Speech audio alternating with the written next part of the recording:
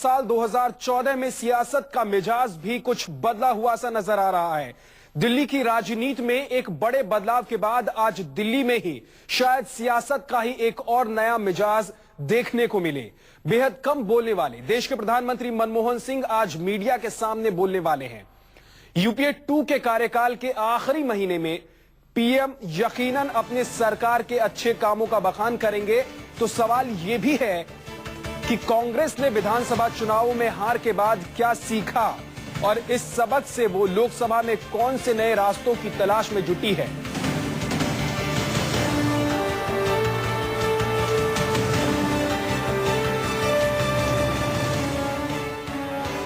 और सीधे आपको हम तस्वीरें दिखा रहे हैं मीडिया सेंटर की, जहां अब से कुछ ही पल बाद मनमोहन सिंह मीडिया को संबोधित करने वाले हैं। Good morning, ladies and gentlemen. May I wish all of you a very happy and prosperous 2014 and welcome you to this press interaction of the Honorable Prime Minister. May I, with your permission, set the ground rules for this interaction, because I know that all of you would be anxious to ask your question, but obviously there is a certain paucity and a constraint of time.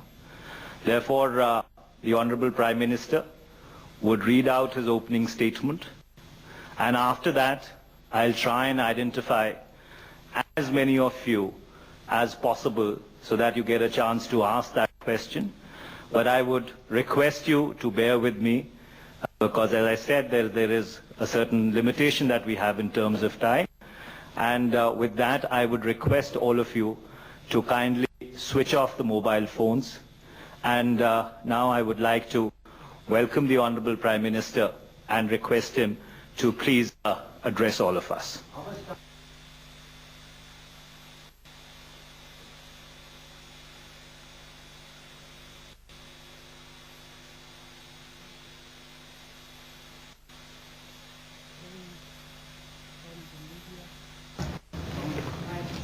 Ladies and gentlemen, let me wish you all a very happy new year. Let me say at the outset that I do believe we are set for better times. The cycle of global economic growth is turning for the better. Many of the steps we have taken to address our domestic constraints are coming into play. India's own growth momentum will revive. An important development in the year that has gone by is the demonstration of the strength of our democracy.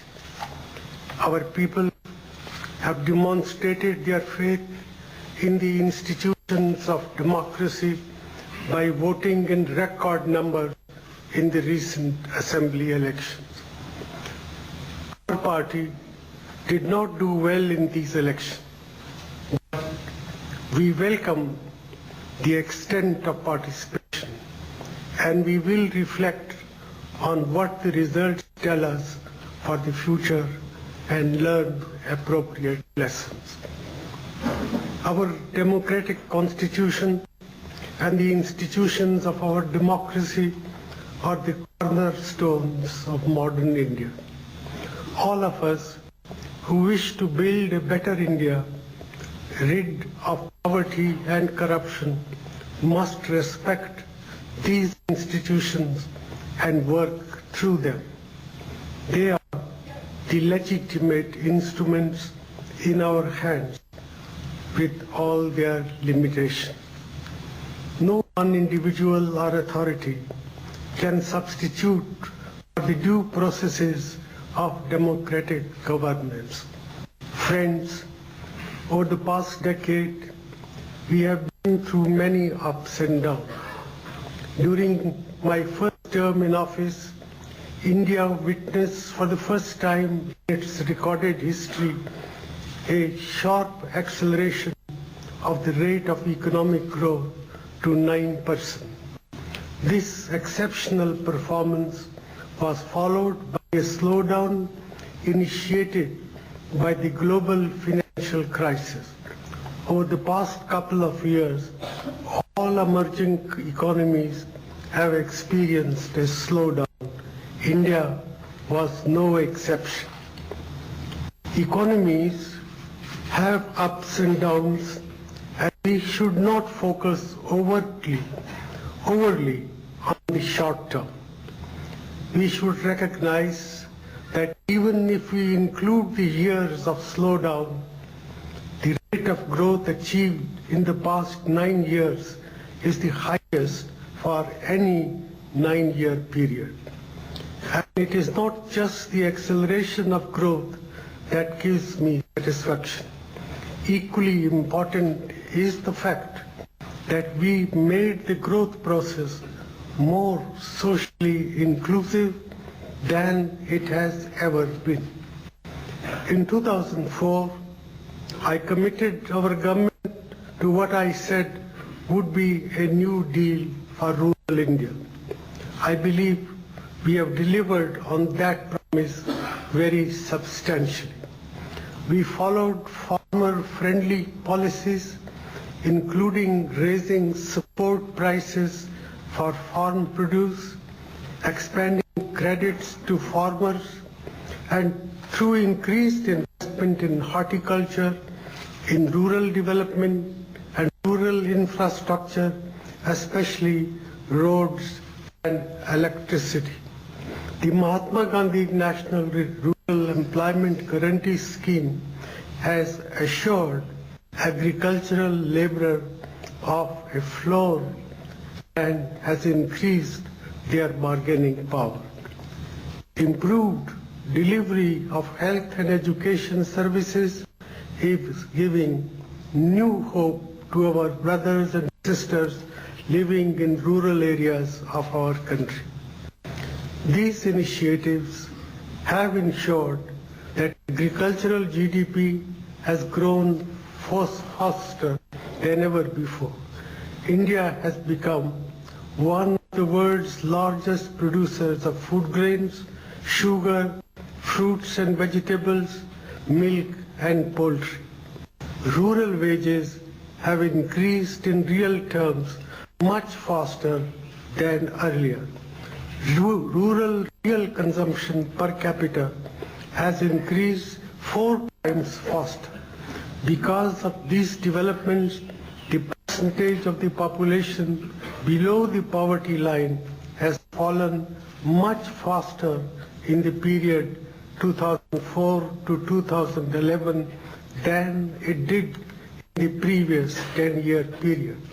As a result, the number of people below the poverty line has come down by 13.8 crores. Friends, education has been a key element of our strategy to increase the productive capacity of our economy and improve access to better jobs. I have myself been a beneficiary of liberal scholarships and public investment in education. I can therefore well understand the critical importance of investing in education. I take great pride in the fact that we have transformed the educational landscape of our country. Through Sarv Shiksha Abhiyan, through new scholarships for scheduled castes, scheduled tribes, other backward classes and minorities, and with the focus on the girl, child and young women, we have widened educational opportunities. We have set up new universities, new institutes of science and technology, new industrial training centers, and enabled the flowering of individual enterprise in skill building and education. I also feel satisfied with our legislative effort.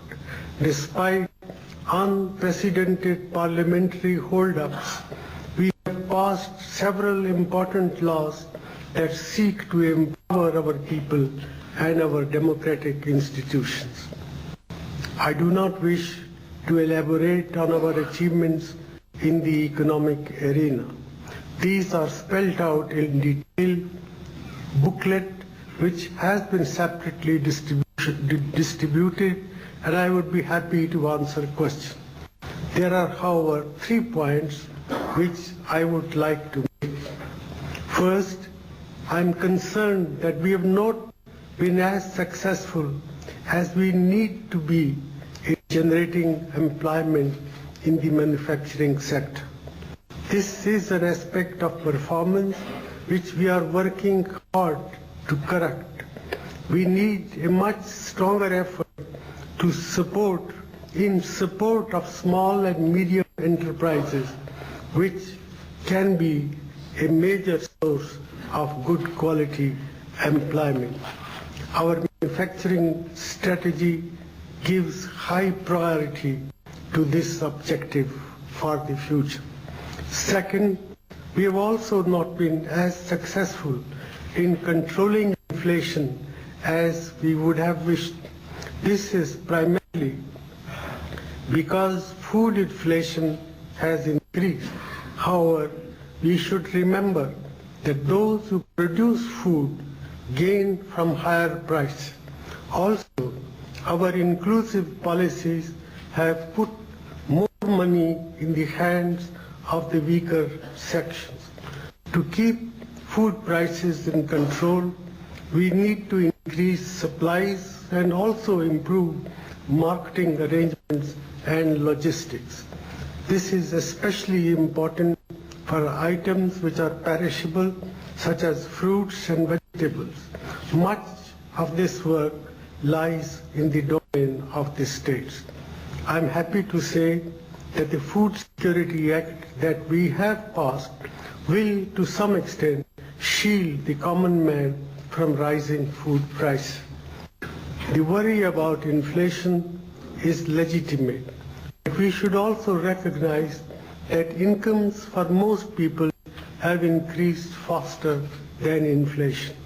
I have already mentioned that real wages in rural areas have increased faster than before. Per capita consumption in both rural and urban areas has increased significantly. Third, we are deeply committed to the objective of combating corruption. An array of historical legislation has been enacted to make the work of the government transparent and accountable. Governance has been made more answerable as never before. Most of you have been routinely using the Right to Information Act to access government documents, which was not possible earlier. There is much public concern on high-profile allegations of corruption, notably in regard to 2G spectrum allocations, coal block allocations, and cases related to land.